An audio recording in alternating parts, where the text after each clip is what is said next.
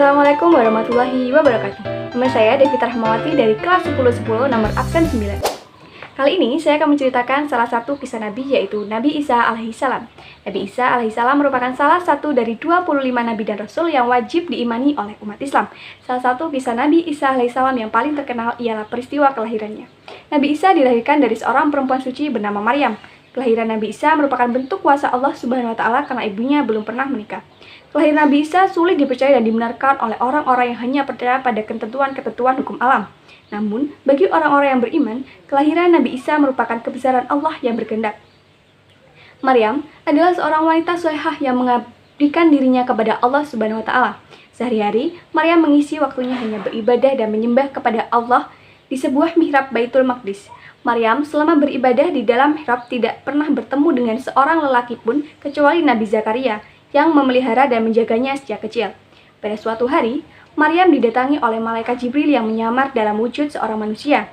Begitu melihat ada seorang laki-laki berdiri di hadapannya, terkejutlah Maryam seraya berkata, "Sesungguhnya aku berlindung kepada Allah, Tuhan yang Maha Pemurah, jika kamu adalah orang yang bertakwa." Maka malaikat Jibril pun menjawab, "Sungguhnya aku hanyalah utusan Tuhanmu." Malaikat Jibril kemudian mengabarkan berita gembira dari Allah Subhanahu wa Ta'ala.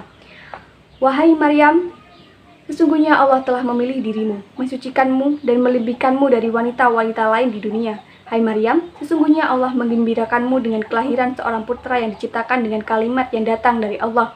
Anak ini bernama Isa Al-Masih, putra Maryam. Ia akan menjadi seseorang yang terkemuka di dunia dan akhirat. Ia dapat berbicara sejak dalam buayan dan ketika dewasa, ia akan termasuk di antara orang-orang yang saleh." Setelah kejadian itu, Maryam hamil. Ia pun segera keluar dari kampung halamannya untuk menghindari fitnah dari kaumnya.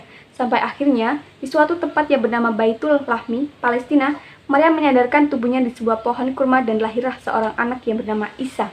Setelah melahirkan, Allah berfirman kepada Maryam agar tidak menjelaskan apapun ketika bertemu dengan orang-orang. Bahkan ia juga diperintahkan agar meminta orang-orang itu berbicara langsung kepada anaknya saja. Ketika Maryam kembali ke kampung halaman, orang-orang melihatnya dengan perasaan sinis dan benci. Mereka merasa heran akan kejadian yang dialami oleh Maryam yang melahirkan anak tanpa suami. Orang-orang pun bertanya kepada Maryam untuk mengetahui siapa ayah dari anak Maryam. "Hai Maryam, sesungguhnya kami mengenalimu sebagai wanita baik-baik. Ayah dan ibumu bukanlah seseorang yang hina dan buruk. Mereka adalah orang-orang yang saleh lagi suci. Dan siapa engkau yang mewarisi sifat yang seburuk ini?" Maryam pun membisu. Lalu dengan tenang ia menjawab, "Jika kalian ingin mengetahui apa yang sebenarnya terjadi, maka bertanyalah kepada anakku ini." "Hai Maryam, bagaimana mungkin kami dapat berbicara dengan bayi yang masih merah? Apakah kamu gila?" seru mereka. Tak lama kemudian, dengan izin Allah, bayi itu pun berbicara, "Sesungguhnya aku ini adalah hamba Allah. Dia memberiku Alkitab dan dia menjadikanku seorang nabi. Dia juga menjadikan aku orang yang diberkati di mana saja aku berada. Dan dia juga memerintahkan kepadaku untuk mendirikan sholat, serta menunaikan zakat selama aku hidup, serta berbakti kepada ibuku, dan dia tidak menjadikan aku orang yang sombong lagi celaka." Terkejutlah semua orang yang hadir menyaksikan kejadian itu. Mereka sadar bahwa bayi itu adalah seorang mukjizat dari Allah. Bayi Maryam bukanlah bayi biasa. Mereka pun kembali menerima Maryam sebagai wanita yang suci dan mulia. Orang Yerusalem mengenal Nabi Isa sebagai pemuda yang cerdik, pintar, berani, tegas dalam membela kebenaran, dan tidak pernah tunduk dalam menghadapi kebatilan. Sikap dan pendirian ini diketahui oleh Raja Herodes yang berkuasa di Palestina. Ia menganggap Nabi Isa sebagai musuh utama yang bisa mengancam kedudukannya. Herodes pun memutuskan untuk membunuh Nabi Isa. Rencana jahat ini sampai ke telinga Maryam. Oleh karena itu, Maryam segera menyelamatkan putranya dengan mengungsi ke Mesir. Maryam dan Nabi Isa tinggal di Mesir selama 12 tahun. Setelah Raja Herodes wafat, Nabi Isa dan ibunya kembali ke Palestina.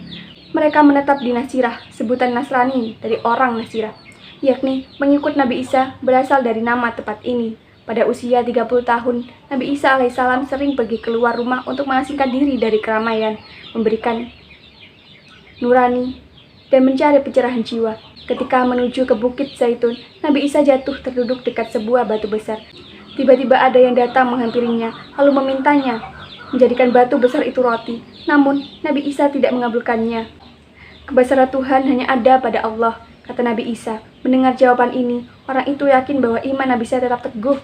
Lalu ia pun menghilang. Nabi Isa sadar bahwa yang menghampirinya itu adalah iblis yang berusaha menyesatkannya. Ketika berada di Bukit Zaitun, Nabi Isa bersujud dan bersyukur karena selamat dari godaan iblis. Tidak lama kemudian, malaikat Jibril mendatanginya, lalu menyampaikan tugas kenabian dan kerasulannya. Nabi Isa menerima wahyu Allah Subhanahu wa Ta'ala kepadanya. Allah Subhanahu wa Ta'ala menurunkan kitab suci Injil, pembenaran kitab suci sebelumnya, sebagai salah satu nabi yang memiliki julukan Ulul Azmi. Tentunya Nabi Isa memiliki banyak sekali mukjizat.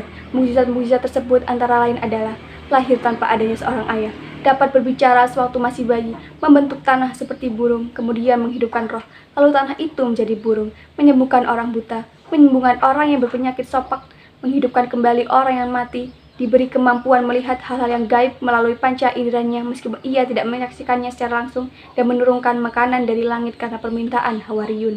Menurut suatu riwayat, Nabi Isa setelah turun dari langit akan menetap di bumi sampai wafatnya selama 40 tahun. Ia akan memimpin di bumi dengan penuh keadilan, sebagaimana yang diceritakan dalam hadis berikut. Demi yang diriku berada di tangannya, sesungguhnya Ibnu Maryam akan turun di tengah-tengah kamu sebagai pemimpin yang adil. Maka ia akan menghancurkan salib, membunuh babi, menolak upeti, melimpahkan harta sehingga tidak seorang pun yang mampu menerima pemberian, dan sehingga satu kali sujud lebih baik dari dunia dan segala isinya. Hadis riwayat Bukhari, Muslim, Ahmad, Nasa, Ibnu Majah dari Abi Hurairah. Janji Allah pasti berlaku pada semua hambanya. Semua yang bernyawa pasti akan mati. Begitu juga Nabi Isa alaihissalam. Setelah menjadi pemimpin yang adil di akhir zaman, Allah Subhanahu wa Ta'ala akan mewafatkan Nabi Isa. Hanya Allah Subhanahu wa Ta'ala saja yang tahu bila dan di mana Nabi Isa akan diwafatkan. Setelah wafatnya Nabi Isa alaihissalam, dunia kemudian akan mengalami kiamat. Nabi Isa alaihissalam tidak dikecualikan dari ayat ini. Beliau juga akan meninggal sebagaimana umumnya manusia, hanya saja tidak sekarang, tapi di akhir zaman. Setelah Allah turunkan kembali beliau dengan membawa misi membunuh Dajjal, orang kafir, dan memenuhi bumi dengan keadilan bersama kaum muslim. Demikianlah kisah dari Nabi Isa yang dapat saya bawakan hari ini. Bila ada kesalahan dalam pengucapan kata dan pernyataan tentang Nabi Isa, saya memohon maaf yang sebesar-besarnya. Wassalamualaikum warahmatullahi wabarakatuh.